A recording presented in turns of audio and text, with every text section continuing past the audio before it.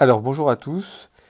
Ici, nous allons apprendre à mesurer la période T d'un signal périodique et en déduire sa fréquence F.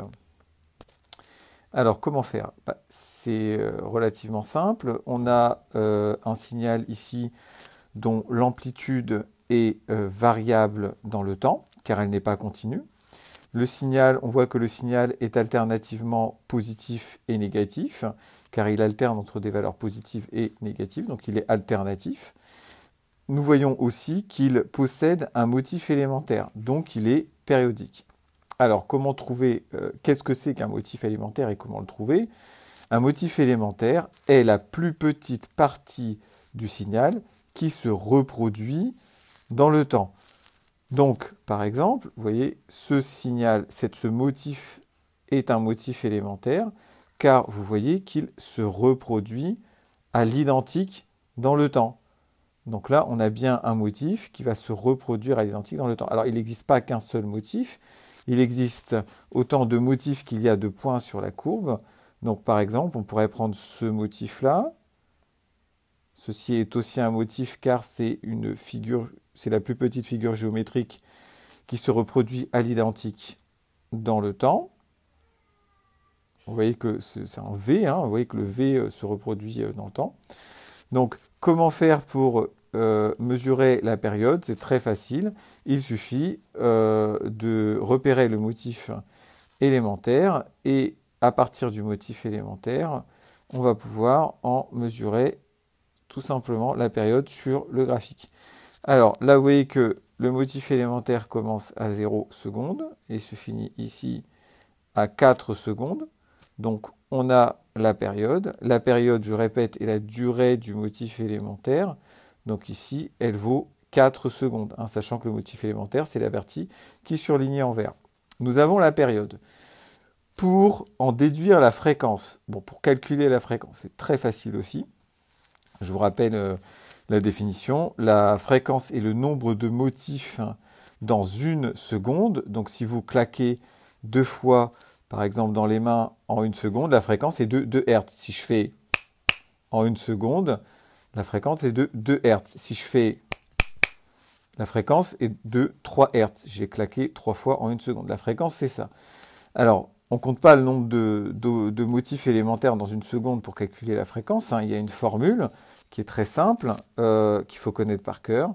Donc, la fréquence est égale à l'inverse de la période, qui est égale à 1 sur t. Les unités sont les suivantes. La fréquence en Hertz, avec un H majuscule, en référence à Monsieur Hertz, et la période est en secondes. Il faut bien faire attention de convertir la période en secondes. Donc quand je rédige un calcul, je dois commencer toujours par noter la formule. Ensuite, je remplace par les données du texte.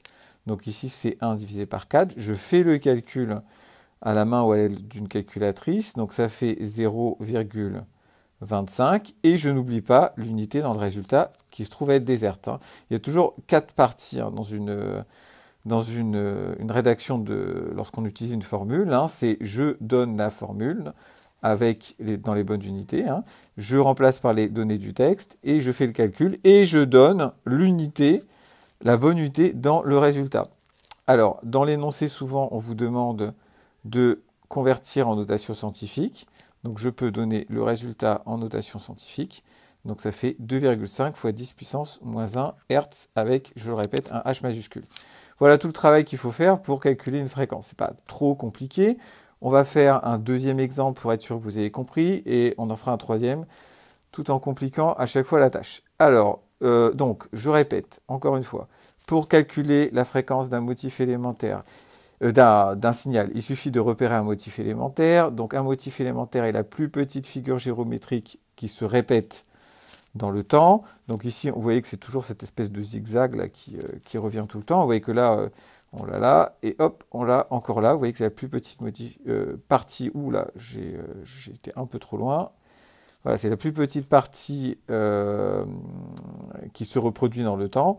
Donc vous voyez que c'est ce zigzag, hein, qu'on peut qu'on peut repérer comme ça. Donc, je vous répète, hein, la période, c'est la durée de ce motif élémentaire. Donc, une fois que j'ai repéré mon motif élémentaire, il suffit de tracer, enfin, il suffit de trouver à combien de secondes ça correspond. Ici, j'ai 4 carrés. 1 carré égale 1 milliseconde, donc 4 carrés égale 4 millisecondes. La période vaut 4 millisecondes.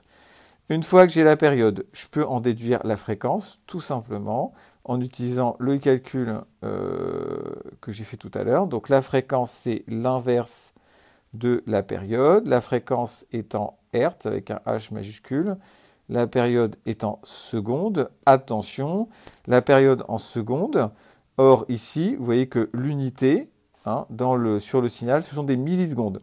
Donc, il va falloir convertir des millisecondes en secondes. Alors là, on connaît son coefficient de conversion.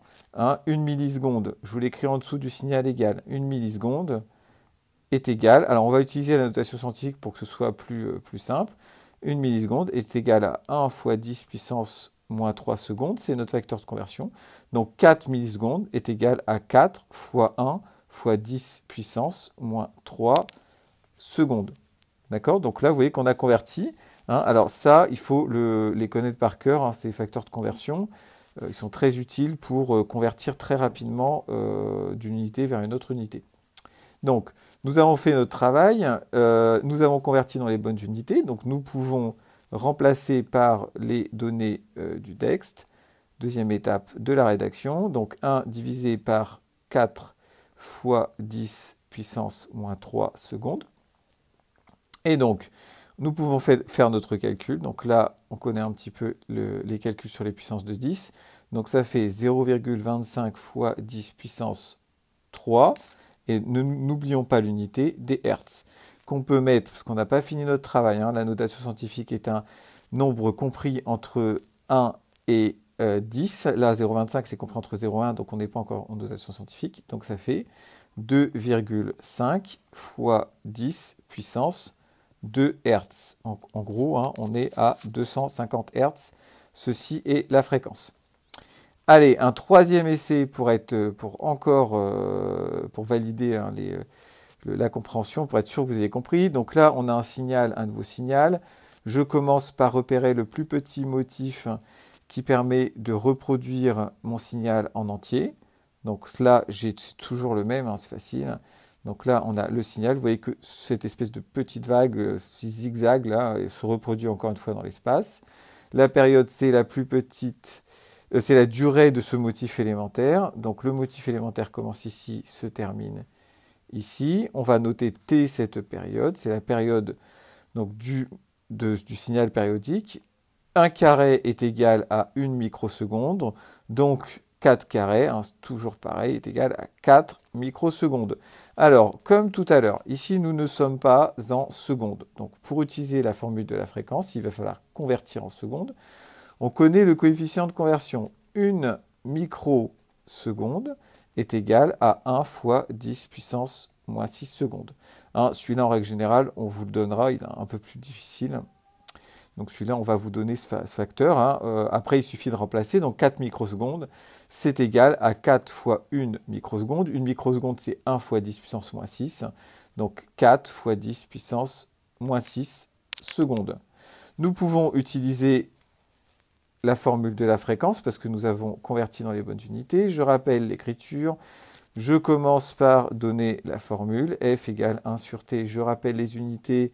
Ici, nous sommes en Hertz. Ici, nous sommes en secondes. Je remplace, deuxième étape, par les données du texte. Donc ici, 4 fois 10 puissance moins 6.